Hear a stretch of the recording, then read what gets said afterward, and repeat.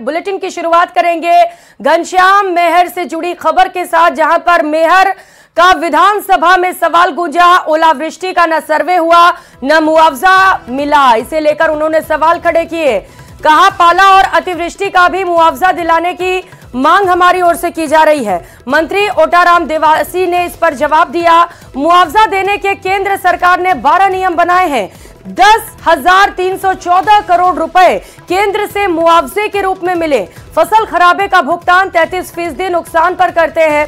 ज्यादा नुकसान होने पर एसडीआरएफ के तहत सहायता राशि उपलब्ध कराई जाती है। गुण और अवगुण के आधार पर नुकसान की भरपाई होती है।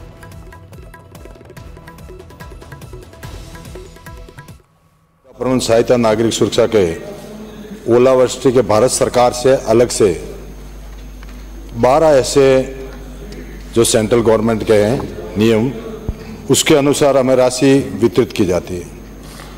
उसमें आज दिन तक 5 वर्षों में भारत सरकार से 10,314 करोड़ 44 लाख रुपए राज्य सरकार को प्राप्त हुए। 2020, 21, 22, 23, 24 तक तो हमने ओलावृष्टि से प्रभावित किसानों को वितरित की गई कृषि आदान प्रदान राशि जिलेवार आपको सूची दी गई है। और फसल खराबा होने पर कृषि आदान अनुदान सहायता राशि का भुगतान भूमि की गुणवत्ता के आधार पर नहीं किया जाता। अधिकृत प्राकृतिक आपदाओं से काश्तकारों द्वारा बोई गई फसलों में गिरदावरी रिपोर्ट 33% जो खराबा होता है उसके आधार पर की जाती है। और इससे अधिक अगर फसल खराबा होने पर भारत सरकार द्वारा एसडीआरएफ नॉर्म्स के प्रावधान अनुसार प्रभावित किसानों को कृषि आदान अनुदान भुगतान किया जाता है। परिशिष्ट ब पर संलग्न है। और बुलेटिन में अब बात आफत की बारिश की करेंगे। मेरे ठीक पीछे जो तस्वीर आप देख पा रहे हैं उसे देखकर अंदाजा लगाया जा सकता है कि बारिश के बाद प्रदेश में क्या हालात हैं। सबसे पहले बात कोटा की कर लेते हैं, जहां पर बारिश के चलते अदालत परिसर में चारों ओर पानी भर गया। वकीलों और पक्षकारों को इस दौरान भारी परेशानियों का सामना करना पड़ा। कई अधिवक्ताओं के बेंचों के नीचे तक पानी घुस गया। इस दौरान अदालत परिसर में बिजली भी गुल हो गई। कोटा में सुबह से बारिश हो रही है। बारिश के चलते अदालत परिसर में व्यवस्थाओं की पोल खुल गई। तो दो अलग अलग तस्वीरें, जहां पर अदालत परिसर पानी से लबालब नजर आया। यहां तक कि जिस बेंच पर वकील बैठते हैं उस बेंच के नीचे तक पानी पहुंच गया, जिसके चलते वकीलों को भारी परेशानी हो। सुनाते क्या कह रहे हैं। और कोटा और आसपास के इलाकों में मूसलाधार बारिश शुरू हुई है, जो लगातार 1 घंटे से जारी है। काले घने बादलों से एक तरफ अंधेरा सा छा गया। सड़क पर गुजरने वाले वाहनों को हेडलाइट तक का इस्तेमाल करना पड़ गया। वहीं तेज बारिश से लोगों को उमस और गर्मी से राहत मिली। धान की फसलों के लिए यह बारिश किसानों के लिए वरदान है। लगातार बारिश के साथ शहर की सड़कों पर जल जमाव हो रहे हैं। मूसलाधार बारिश के बीच देखिए संवाददाता हिमांशु मित्तल की ये रिपोर्ट। और आसपास के इलाकों में शुरू हुई है मूसलाधार झमाझम बारिश।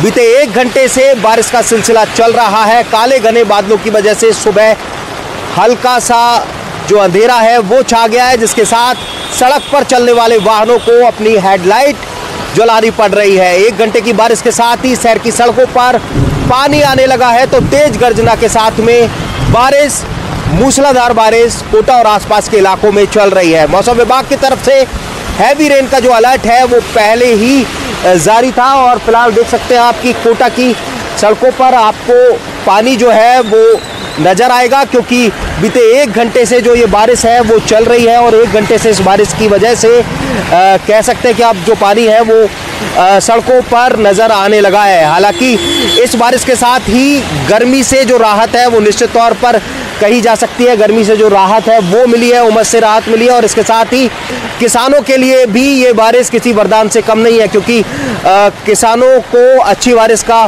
जो इंतज़ार है वो इस मानसूनी सीजन में था। और धान की फसलों के लिए निश्चित तौर पर ये जो बारिश है वो किसी वरदान से कम नहीं है। तो उमस, गर्मी से राहत किसानों के लिए जो है वो राहत की बारिश कही जा सकती है। और बीते 1 घंटे से कोटा में झमाझम मूसलाधार बारिश फिलहाल लगातार जारी है। और मौसम विभाग का अलर्ट भारी बारिश को लेकर के फिलहाल कोटा और कोटा के आसपास के इलाकों के लिए जारी है। हिमांशु मित्तल, न्यूज़ 18 कोटा। तो कोटा में अलर्ट जारी है। बात अलवर की कर लेते हैं। अलवर जिले में पिछले 24 घंटे से लगातार बारिश का दौर जारी है।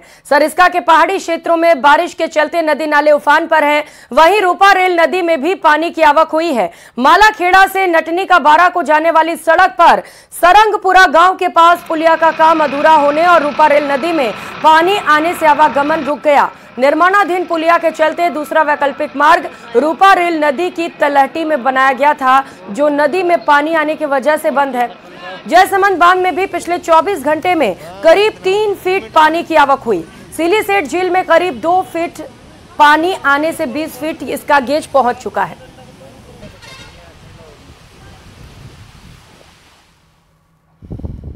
रूपा रेल नदी है जो कि हमारे सरिस्का के पहाड़ों से निकलती है। आज वर्षा के कारण उफान पर है और आप देख रहे हैं सैकड़ों की संख्या में जो राहगीर खड़े हैं। दोनों तरफ से यातायात बाधित हो गए हैं। प्रतिपुरा, इंटीपुरा, वालेटा, नावली, बल्लेपुरा, सारंगपुरा, मानपुरा, घाटी तड़ा, सियाकाबाद, सैकड़ों की संख्या में गाँवों के कनेक्शन इस नदी के उफान की वजह से कट गए हैं। मेरी सभी ग्रामीणों से, क्षेत्रवासियों से भी निवेदन है, अपनी सुरक्षा का ध्यान रखें। आपातकालीन स्थितियों पर नजर रखते हुए सरकार के दिशा निर्देशों का पालन करें।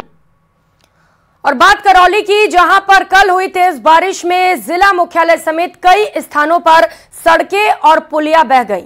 बारिश ने पीडब्ल्यूडी के घटिया निर्माणों की पोल खोलकर रख दी। करणपुर में टोडा गांव से आगे मंडरायल मार्ग पर पुलिया की सपोर्ट दीवार गिर गई, जिससे आवागमन बाधित हो गया। वार्ड नंबर 4 में पिछले साल जिला परिषद के पीछे राजपुर घाट तक बनाई गई सीसी रोड तेज बारिश में बह गई। बारिश के कारण 3 से 4 जगह सीसी रोड पूरी तरह टूट गई। एक जगह तो करीब 3 से 4 फीट तक गहरा गड्ढा हो गया। स्थानीय लोगों का आरोप है कि ठेकेदार ने मिट्टी पर ही सीसी रोड बना दी थी। मंडरायल मार्ग पर पुलिया की सपोर्ट दीवार गिरने से मंडरायल रोड पर आवागमन पूरी तरह ठप हो गया। वहीं अरोड़ा गांव के पास बरसाती नाले से मिट्टी का कटाव होने से 33 केवी विद्युत पोल टूट गया। वहीं टोडा गांव के पास एक विद्युत पोल हवा में झूल गया। उधर दौसा में मूसलाधार बारिश हुई और इस बारिश से दौसा में पूरी तरह से जनजीवन अस्त व्यस्त हो गया। सड़कें पूरी तरह दरिया में तब्दील हो गई, नाले उफान पर आ गए, वहीं निचले इलाके जलमग्न हो गए। वाहन चालकों को भी भारी परेशानियां हुई।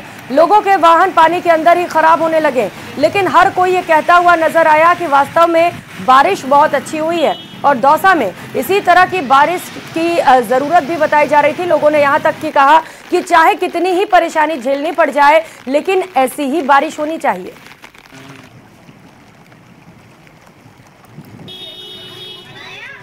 तो देश के कई इलाकों में कुदरत का सितम लगातार जारी है। पहाड़ से लेकर मैदान तक भारी बारिश और बाढ़ की वजह से हालात बेहद भयावह होते चले जा रहे हैं। इस रिपोर्ट में देखिए।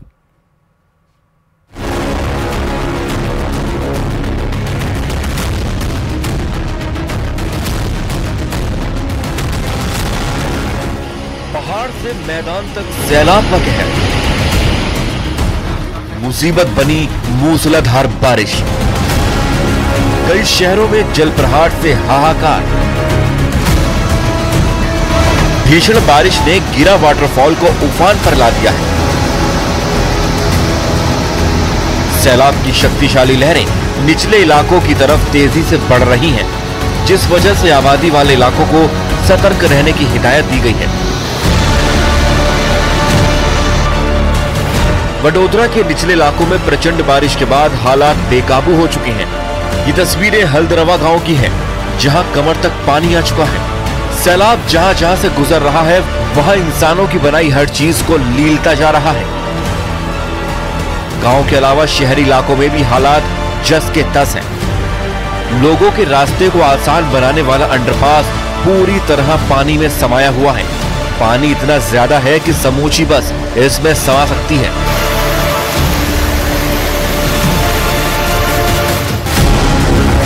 वडोदरा से आई ये तस्वीर भी देखिए। भारी बारिश की वजह से इस नवजात को एक अस्पताल से दूसरे अस्पताल में शिफ्ट करना पड़ा।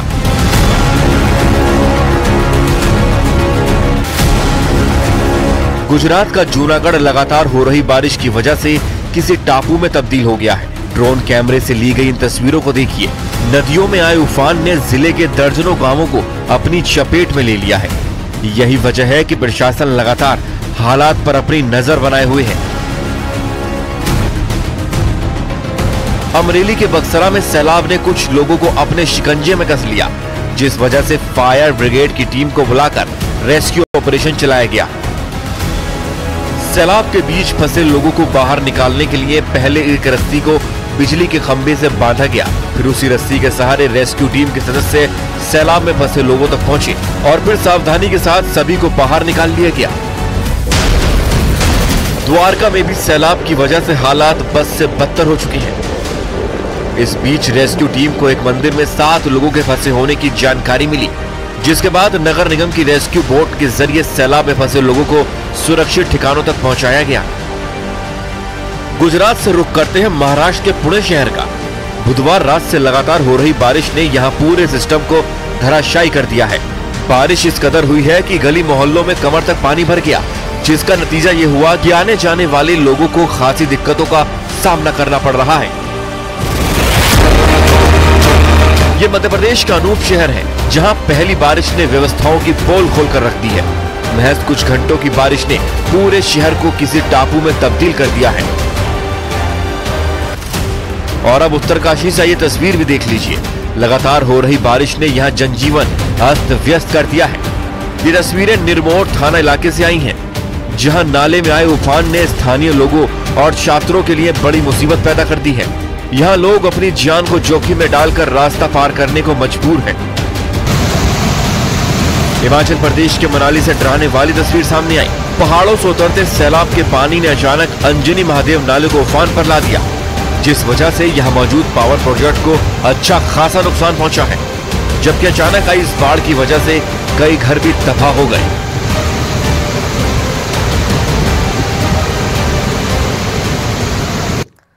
और इस बीच अजमेर से बड़ी खबर है। नगर निगम के नेता प्रतिपक्ष को हटाने की मांग की जा रही है। नगर निगम नेता प्रतिपक्ष द्रौपदी कोली को हटाने की मांग तूल पकड़ती चली जा रही है। कांग्रेस पार्षद इसे लेकर अविश्वास प्रस्ताव लेकर आए हैं और 10 दिनों में आला कमान से द्रौपदी कोली को हटाने की मांग की जाएगी। 18 में से 15 पार्षदों ने स्वतंत्र नेता प्रतिपक्ष चुनने की भी चेतावनी दे दी है। निगम में महापौर से मिली भगत के आरोप लगाए जा रहे हैं। कांग्रेस पार्षदों की सुनवाई नहीं की जा रही है, ये आरोप भी उनकी ओर से लगाए जा रहे हैं और यही वजह है कि उन्हें पद से हटाने की मांग अब तूल पकड़ती चली जा रही है। 18 में से 15 पार्षदों ने स्वतंत्र नेता प्रतिपक्ष चुनने की चेतावनी दे दी है।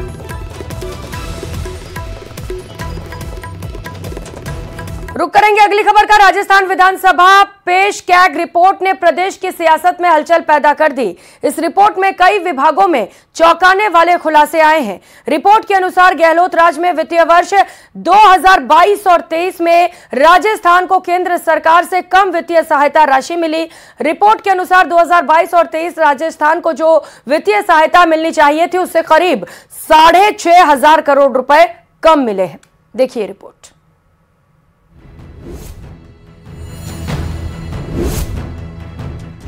कैग की रिपोर्ट ने बढ़ाई प्रदेश की सियासत।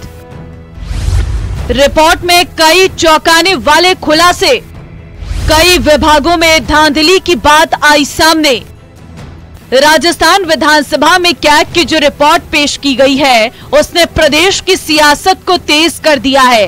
कैग की रिपोर्ट में परिवहन, खान विभाग, जन स्वास्थ्य अभियांत्रिकी विभाग, राजस्थान विद्युत विनियामक आयोग और राजस्थान राज्य विद्युत प्रसारण निगम लिमिटेड में 31 मार्च 2021 से लेकर 24 जुलाई 2024 तक कई तरह की खामियां बताई गई है। रिपोर्ट में खास तौर पर परिवहन विभाग में खरीद से पहले वाहनों का पंजीकरण होने और डुप्लीकेट चेसिस जैसे मामले सामने आए हैं।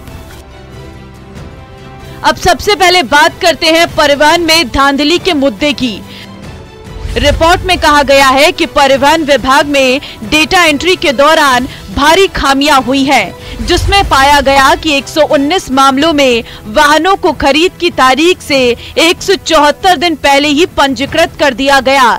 इसके अलावा 15,570 वाहनों का वजन 0 से 3 किलोग्राम तक दर्शाया गया था, जबकि 14 वाहनों का वजन 1 लाख किलोग्राम से अधिक दर्ज किया गया था। इसके अलावा डुप्लीकेट इंजन नंबर वाले 712 वाहन परिवहन विभाग में पंजीकृत थे। साथ ही आंकड़ों के विश्लेषण में पाया गया कि 166 लर्नर लाइसेंस 18 साल से कम आयु के लोगों को जारी किए गए। रिपोर्ट प्रस्तुत कर दी गई है। सीएजी की ओर से जो रिपोर्ट पेश की गई है उसमें राजस्थान में तीनों जो डिस्कॉम है उसके वित्तीय प्रबंधन के ऊपर काफी सवाल उठाए गए हैं। जिस हिसाब से केंद्र से कर्जा लिया गया और लगातार ब्याज बढ़ता रहा और इनका घाटा दूर नहीं हुआ, इसके ऊपर सीएजी की रिपोर्ट में सवाल उठाए गए हैं। वहीं पर खान विभाग के अंदर जो सीएजी की ओर से यहाँ पर जांच की गई है, उन जांचों के अंदर सामने आया है कि यहाँ पर कई तरह की गड़बड़ियां हैं, जिसकी वजह से रॉयल्टी के रूप में राज्य सरकार को राजस्व में बड़ी हानि हुई है। यहाँ पर एक ही नंबर के और चेचिस के बहुत से वाहन जो है सामने आए हैं। वहीं पर पीयूसी के मामले में भी कई गड़बड़ियां देखने को मिली है। सीएजी की रिपोर्ट में इसी तरह से परिवहन और जलदाय विभाग को भी जांचा परखा गया है, जिसकी रिपोर्ट विधानसभा में प्रस्तुत कर दी गई है। बिजली कंपनियों में भी वित्तीय गड़बड़ी। कैग ने अपनी रिपोर्ट में प्रदेश की बिजली कंपनियों के वित्तीय प्रबंधन पर भी सवाल उठाए। रिपोर्ट में कहा गया कि साल 2016-17 में उदय योजना के तहत बिजली कंपनियों का 60,000 करोड़ का घाटा कम किया गया, लेकिन उसके बाद भी बिजली कंपनियों ने अपनी कार्यशैली में सुधार नहीं किया। बिजली कंपनियां आज भी घाटे में हैं और रिपोर्ट में कैग ने बिजली कंपनियों में कई तरह की वित्तीय अनियमितताओं को लेकर सवाल खड़े किए हैं। इसके अलावा कैग ने सरकार के खनन विभाग पर भी कई सवाल खड़े किए। रिपोर्ट में कहा गया कि खनन विभाग को ठेकेदारों ने राजस्व का नुकसान पहुंचाया, लेकिन विभाग ने इस दिशा में कोई काम नहीं किया। माइनिंग रॉयल्टी की राशि भी विभाग को पूरी नहीं मिली। लेकिन विपक्ष को सत्ता पक्ष को घेरने का मौका जो कैग रिपोर्ट में मिला है वो ये कि गहलोत राज में वित्तीय वर्ष 2022-23 में राजस्थान को केंद्र सरकार से मिलने वाली वित्तीय सहायता तय मानक से कम थी। रिपोर्ट में बताया गया कि गहलोत राज में 2022 में केंद्र सरकार ने राजस्थान को 29,846 करोड़ रुपए की वित्तीय सहायता दी, जो इससे पहले 2021-22 के मुकाबले करीब 6,480 करोड़ रुपए कम थी, जबकि 2021-22 में 36,326 करोड़ रुपए की वित्तीय सहायता मिली थी। कैग की रिपोर्ट के खुलासे के बाद राजस्थान की सियासत में हलचल तेज हो गई है। जाहिर है इस मुद्दे पर आरोप प्रत्यारोप का सिलसिला देखने को मिलेगा। जो हालात और जो वित्तीय प्रबंधन के नुकसान प्रदेश को हुए हैं उनमें क्या क्या सुधार किए जा सकते हैं। कैमरा पर्सन दिलीप चेची के साथ में अरबाज अहमद, न्यूज़ 18 के लिए जयपुर से। तो वहीं डीडवाना के मोलासर बाईपास रोड पर निर्माण को लेकर किसानों ने पक्षपात करने और नक्शे के अनुसार निर्माण नहीं करने के आरोप लगाए। विवाद के चलते मोलासर तहसीलदार और थाना अधिकारी भी मौके पर पहुंचे। तहसीलदार और थाना अधिकारी ने संबंधित अधिकारियों और किसानों से समझाइश की। तहसीलदार ने किसानों को भरोसा दिलाया कि रोड का निर्माण नक्शे अनुसार ही किया जाएगा।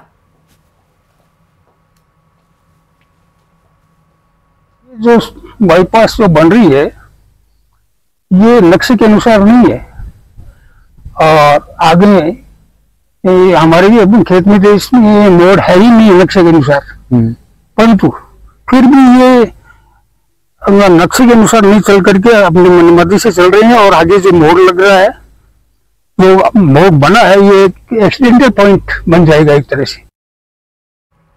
और खबरों में आगे बढ़ते हुए बात निमका राजकीय देवनारायण बालिका आवासीय विद्यालय भवन जर्जर हालात में पहुंच चुके हैं। इस स्कूल में 236 छात्राएं पढ़ रही हैं, लेकिन जर्जर भवन के चलते उनका जीवन खतरे में है। हालांकि ये भवन पिछले सत्र में ही बनकर तैयार हुआ था, लेकिन घटिया निर्माण के चलते दीवारों का प्लास्टर उखड़ गया है और दीवारों में सीलन आ गई है। इसके चलते कभी भी हादसा हो सकता है। छात्राओं के परिजनों का कहना है कि ना तो स्कूल भवन की मरम्मत कराई जा रही है और ना ही घटिया निर्माण की जांच कराई जा रही है। वहीं खेल मैदान के ऊपर से हाई टेंशन विद्युत लाइन गुजर रही है और खुले में ही बिजली का ट्रांसफार्मर भी लगा है। इससे भी बारिश के दौरान हादसा होने का डर है। वहीं स्कूल के प्रिंसिपल का कहना है कि स्कूल भवन की हालत और हाई टेंशन विद्युत लाइन के बारे में प्रशासन को जानकारी दी गई है, लेकिन इस बारे में में कोई कार्रवाई नहीं की गई। बिल्कुल बहुत बड़ा चिंता का विषय है। राजकीय बालिका आवासीय विद्यालय जो मेहाड़ा गुजरवास में संचालित है, सरकार ने इसको करोड़ों रुपए में इस शानदार भवन को बनवाया था, लेकिन कहीं ना कहीं बड़ी चूक हुई है और इसमें जो भी अधिकारी, कर्मचारी और जो ठेकेदार लिप्त है, जो विद्यालय 2021 और 22 में बन के तैयार हुआ था और 23 में जब पहला सत्र चला, उससे पहले ही विद्यालय का पूरा भवन है वो जर्जर हालत में है। रुक करेंगे अगली खबर का। नेतन्याहू और बाइडेन के बीच जो भी बात होगी उसमें अरब देशों को लेकर एक बहुत ही खतरनाक फैसला हो सकता है। सबसे बड़ी बात यह है कि इजराइल के नंबर 1 दुश्मन ईरान को लेकर डोनाल्ड ट्रंप के साथी जेडी वेंस ने ऐसा सुझाव दिया है जिसे लेकर पश्चिम एशिया ही नहीं बल्कि पूरी दुनिया में युद्ध छिड़ने का खतरा बना हुआ है। देखिए रिपोर्ट।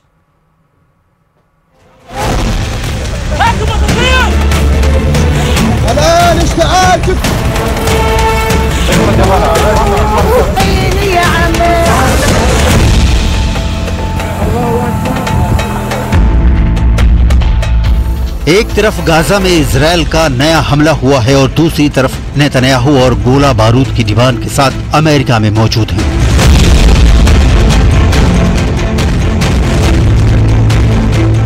गाजा में इजराइल की बमबारी से एक ही दिन में करीब 100 लोगों की मौत हो चुकी है, 300 से ज्यादा घायल हैं। ये गाजा में सबसे खूनी दिनों में से एक साबित हुआ है।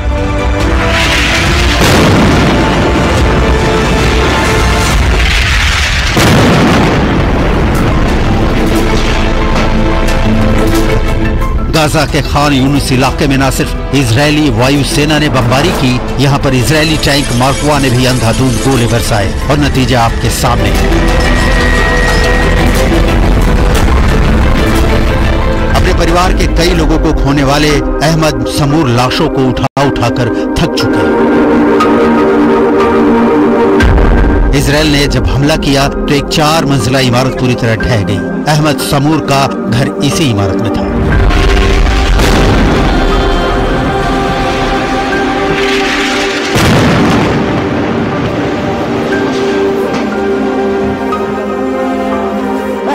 احنا تعبنا في غزه، احنا كل يوم هيدمشوا اولادنا لسه ما نشفي. طول لسه خلف تحت الضوء، لسه خلف تحت الضوء زينين، يعني كلهم تحت الضوء، ما حدش قال نخلي. 4 ضوابط بنزلها بصفوتها على الشقق زي ما هي على المواطنين। गाजा के नासिर मेडिकल कॉम्प्लेक्स में एक साथ करीब 200 घायल लोगों को पहुंचाया गया। बहुत से लोग मर चुके थे, लेकिन उनके रिश्तेदारों को उम्मीद थी कि सांस बाकी है। ये तस्वीरें बता रही हैं कि एक तरफ गाजा में तबाही जारी है, लेकिन दूसरी तरफ अमेरिका में नेतन्याहू को घेरने की कोशिश भी जारी है।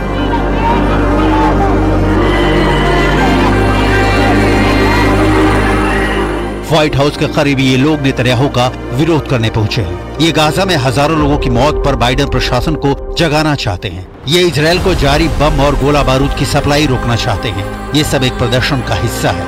ये व्यक्ति आंखों पर पट्टी बांधे और हथकड़ी लगाए हुए खड़ा है, ठीक वैसे ही जैसे इजराइल गाजा और वेस्ट बैंक में हजारों लोगों को गिरफ्तार कर चुका है।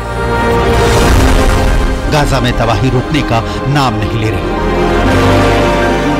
गाजा में 9 महीनों से जारी बमबारी में 39,000 लोगों की मौत हो चुकी है। 90,000 लोग घायल हुए, सैकड़ों हजारों लाशें मलबे में दबी हुई है। नया तनाव वेस्ट बैंक में भी फैल गया है, जहां इजरायली सेना की गोलीबारी में फिलिस्तीन के 5 लोगों की मौत हुई है। इजरायल का दावा है कि इनमें हमास और फतह गुट के लोग थे। इजरायल का ये हमला वेस्ट बैंक में तुलकर्म इलाके में हुआ। गाजा और वेस्ट बैंक दोनों जगह इस तबाही के बीच अमेरिका से एक बहुत ही खतरनाक आइडिया सुझाया गया है, जो पूरे पश्चिम एशिया को ऐसे युद्ध में झोंक सकती है जिसके बाद तीसरा विश्व युद्ध शुरू हो जाएगा। इस बात की पूरी गारंटी है।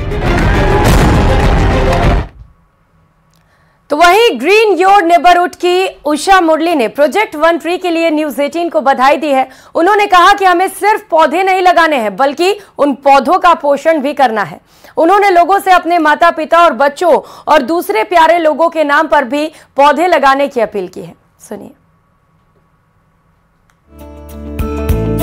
Usha ji is here, who's wanting to green our neighborhood. One of the things is trees also need care and nurturing.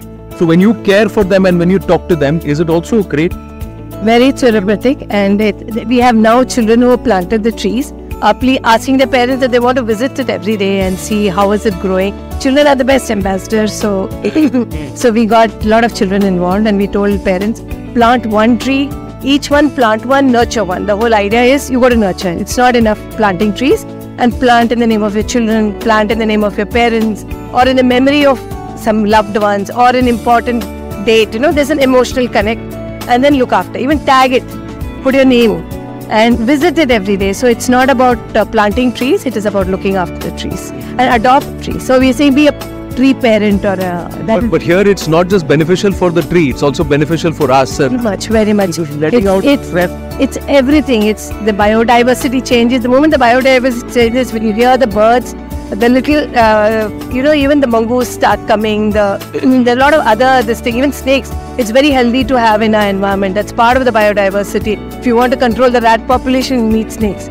So it's everything. It's not only our health, our mind, body, soul, but it's healthy for a lot of things. Plant trees in your neighborhood, green your neighborhood.